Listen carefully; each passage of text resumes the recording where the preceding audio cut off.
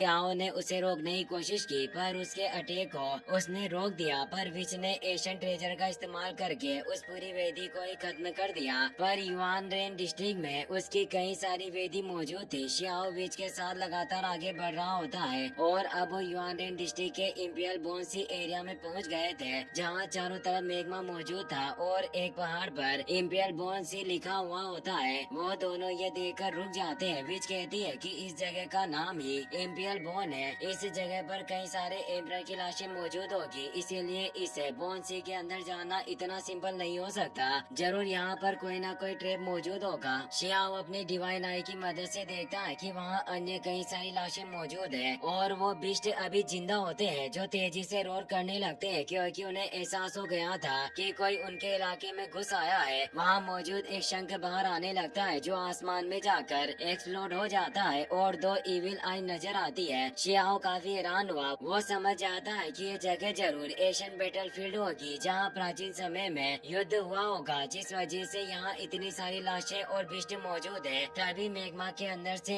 एक जाइंट हाथ बाहर आता है जो उन दोनों को पकड़ने की कोशिश करता है, पर वो दोनों जल्दी से हट जाते हैं। विच बोलती है कि क्या ये लाशों के जुनून से क्रिएट हुआ इल्यूजन है, जो मृत्यु के बाद भी इनमें कॉन्शियसनेस मौजूद है और ये इस जगह की हिफाजत कर रहे हैं। इससे जाहिर होता है कि इस जगह के लोगों के अंदर कितनी ज्यादा नाराजगी होगी। तभी एक जाइंट हेड तेजी से विच की तरफ बढ़ रहा था, जिसके बारे में उसे कुछ पता नहीं होता। इसीलिए शियाओ जल्दी से कुनफेंग विच को एक्टिवेट करके उसकी तरफ बढ़ने लगता है और उसे पकड़कर बचा लेता है। वो दोनों तेजी से आगे बढ़ते हैं, पर आगे से वो जीव बाहर निकल आता है जो काफी ज्यादा विशालकाय था। वो तेजी से रोर करने लगता है। वहाँ टोटल 5 जीव थे और अब बाकी के चारों एलियन जीव भी बाहर आ गए थे और वो पांचों मिलकर शियाओ और विच को पकड़ने की कोशिश कर रहे होते हैं। पर शियाओ की स्पीड विंग्स की वजह से काफी बढ़ गई थी, जिससे वो उनके हाथ नहीं आता और वो भागने लगे। पर वो पीछे से उन पर रोर करने लगते हैं, जिससे शियाओ अपने विंग्स से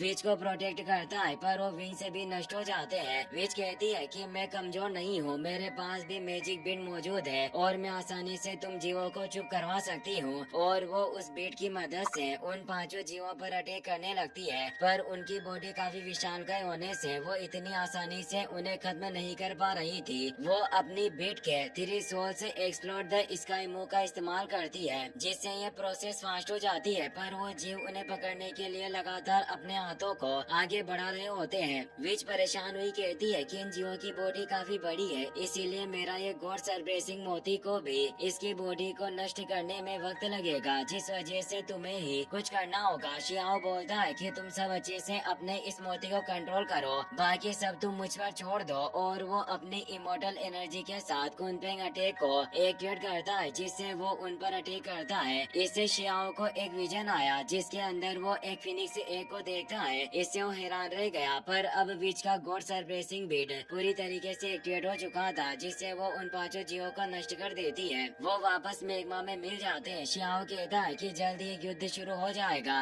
और ये जगह फिर से खून से सनी हुई होगी। अब उन्हें सामने मौजूद माउंटेन नजर आता है, जिसमें उन्हें एक फिनिक्स की ब्रेथ का एहसास हो रहा होता है और वो माउंटेन भी एक फिनिक्स माउंटेन होता है और वो दोनों अब उस पहाड़ पर आ जाते हैं। वहाँ एक गोल्डन ट्री मौजूद है। शियाओ कहता है कि मुझे ये पहाड़ काफी अजीब लग रहा है, इसीलिए मैं नहीं जानता कि इस पहाड़ पर हमें खजाने मिलेंगे या फिर ये हमारे लिए आपदा लेकर आएगा। विच बोलती है कि यहाँ आने पर हमारी जिस तरह की मेहमान नवाजी हुई है, उसके बाद भी इस जगह पर कोई दरवाजा नहीं है। फिर वो बीस्ट इस जगह पर किसे प्रोटेक्ट कर रहे थे। शियाओ को उस गोल्डन ट्री में कुछ अजीब लगता है और वो कहता है कि जरूर यहाँ कोई गड़बड़ है और वो उसे केयरफुल रहने की बोलता है। दोनों उस जगह से दूर हट जाते हैं, पर वहाँ एक फॉर्मेशन ओपन हो गया जो टेलीपोर्टेशन फॉर्मेशन होता है, जिससे वो एक विलेज के अंदर आ गए थे। विच कहती है कि शियाओ आके तुम इस जगह के मेहमान नहीं हो जिससे तुम इतने ज्यादा सक्रिय हो। शियाओ कहता है कि इस जगह को जरूर हिडन मैजिक सर्किल के द्वारा तैयार किया गया होगा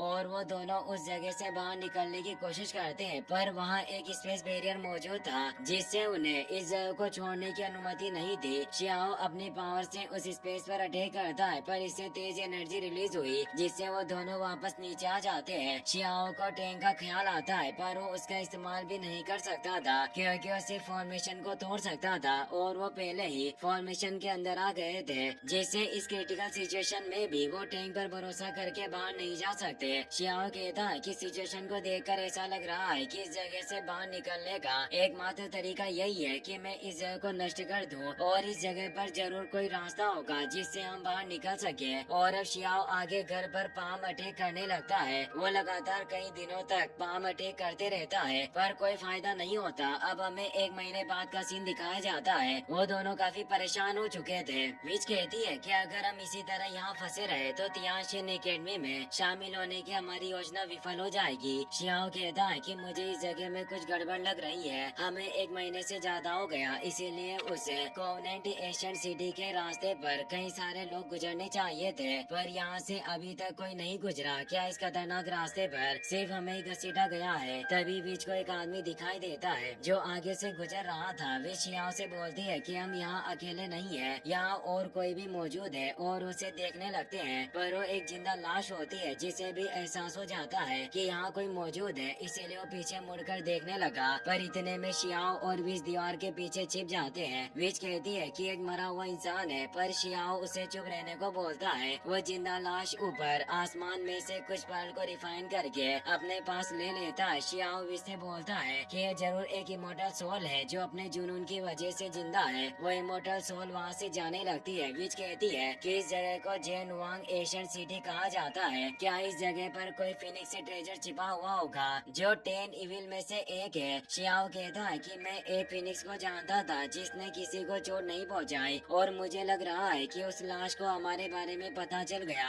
पर उसने एक्शन नहीं लिया, इसीलिए हमें उसे फॉलो करना चाहिए। और वो दोनों जल्द से उस लाश का पीछा करने लगते हैं जो एक घर में जा रही थी। शियाओ और विच उस जगह में जाने लगे पर तभी एक टेलीपोर्टेशन फॉर्मेशन ओपन होता है जिससे वो दोनों उस जगह से टेलीपोर्ट होकर जेन वांग एशियन सिटी की एक रहस्यमय गुफा में पहुंच जाते हैं। वो दोनों काफी हैरान होते हैं कि ये एक और टेलीपोर्टेशन फॉर्मेशन था। शियाओ को एक शील्ड नजर आती है जिसमें वही फिनिक्स से एक था जिससे शियाओ को विजन आए थे कि वो दोनों उस एक के पास पहुंच जाते हैं। वो एक प्रोटेक्टिव बैरियर में मौजूद था और उसमें काफी स्ट्रॉन्ग जीवन शक्ति मौजूद थी। विच कहती है कि यह जगह फिनिक्स माउंटेन पर बनी हुई जेन वांग एशियन सिटी है, इसीलिए ये गोल सी चीज जरूर फिनिक्स का अंडा हो सकती है। अगर ये हमारे हाथ लग जाए तो हम काफी भाग्यशाली होंगे। हो सकता है कि हम इस एक से एक असली फिनिक्स को बाहर ला पाए। शियाओ को उसमें से काफी फेमिलियर फीलिंग आ रही थी जिससे वो परेशान था क्योंकि स्मेल बिल्कुल उस एशियन फिनिक्स की थी जिसे वो उसे रियल इल्यूजन में मिला था।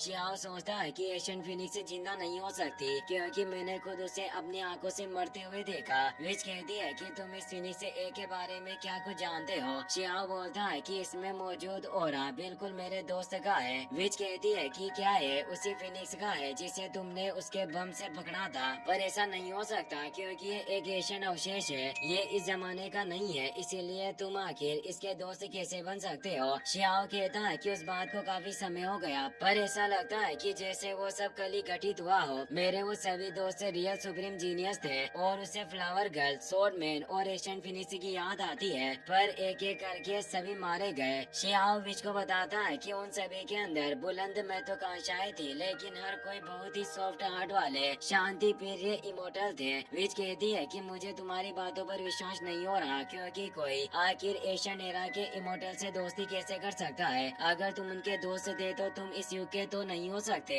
फिर आखिर तुम किस युग के हो? शियाओ कहता है कि मैं इससे ज्यादा तुम्हें कुछ नहीं बता सकता, शायद एक दिन मुझे भी पता चलेगा कि वो इटर्नल ड्रीम जो मैंने देखा उसके पीछे का मकसद क्या था। विच बोलती है कि जिस दिन तुम्हें पता चल जाए उस दिन तुम्हें मुझे भी सारी इन्फॉर्मेशन देना मत भूलना। शियाओ उस एक को देखकर सोचता है कि क्या एशियन फिनिक्स से पुनर्जन्म लेने की कोशिश कर रही है और वो अपनी डिवाइन आई की मदद से चेक करता है कि इस फेरी एग में काफी बड़ी मात्रा में लाइफ एसेंस मौजूद है पर इसमें कोई भी सोल मार्क नहीं है। विच भी अपनी पावर से चेक करती है और उसे भी पता चल जाता है कि इस अंडे के अंदर सोल मौजूद नहीं है, जिससे वो निराश होती है क्योंकि इस अंडे से रियल फिनिक्स से बाहर नहीं आ सकती थी। पर वो कहती है कि भले ही इस फिनिक्स का पुनर्जन्म असफल रहा हो और उसने अपनी आत्मा को खो दिया पर अभी भी इस अंडे के अंदर कई सारे डिवाइन सब्सटेंस मौजूद होंगे। शियाओ परेशान था कि आखिर ये प्रोसेस क्यों विफल रही। विच को लग रहा था कि अंडा उसके लिए काफी उपयोगी होगा क्योंकि एक प्रेशियस ट्रेजर के बराबर था, उसमें भरपूर मात्रा में लाइफ एसेंस था, इसीलिए वो उसे लेने के लिए आगे बढ़ने लगती है पर शियाओ उसका हाथ पकड़कर रोक लेता है। इसी के साथ ये एपिसोड एपिसोड यहीं पर खत्म हो जाता है। वीडियो पसंद आया हो तो लाइक कर देना और अपने दोस्तों के साथ शेयर करना ना भूलें। Thanks for watching.